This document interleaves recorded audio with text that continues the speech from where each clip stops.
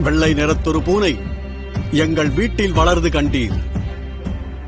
பிள்ளைகள் பெற்றத பூனை அவை பேருக்கொரு நிறமாம். வெள்ளை நிறத்தொரு பூனை எங்கள் வீட்டில் வளர்ந்து கண்டீர். பிள்ளைகள் பெற்றத பூனை அவை பேருக்குறு நிறமாம்.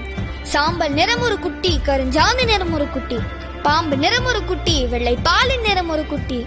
எந்த நிறம் இருந்தாலும் அவை யாவும் ஒரே தரம் என்றோ? இந்த நிறம் சிறிதென்றும் இஃது ஏற்றம் என்றும் சொல்லலாமோ? மகாகவி பாரதி கூறியது போல, பாரதத்தாய் என்னும் ஓர் அன்னைக்கு பிறந்தவர்கள் நாம் அனைவரும்.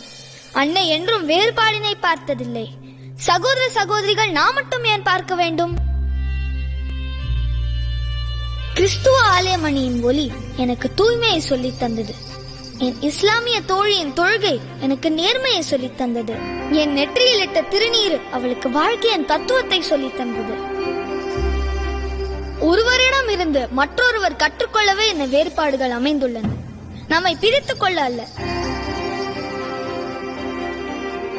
உய்வதனைத்திலும் ஒன்றாய் எங்கும் ஓர் பொருளானது தெய்வம். யாரும் பணிந்திடும் தெய்வம், பொருள் யாவினும் நின்றிடும் தெய்வம். பாருக்குள்ளே தெய்வம் ஒன்று, இதில் பற்பல சண்டைகள் வேண்டாம்.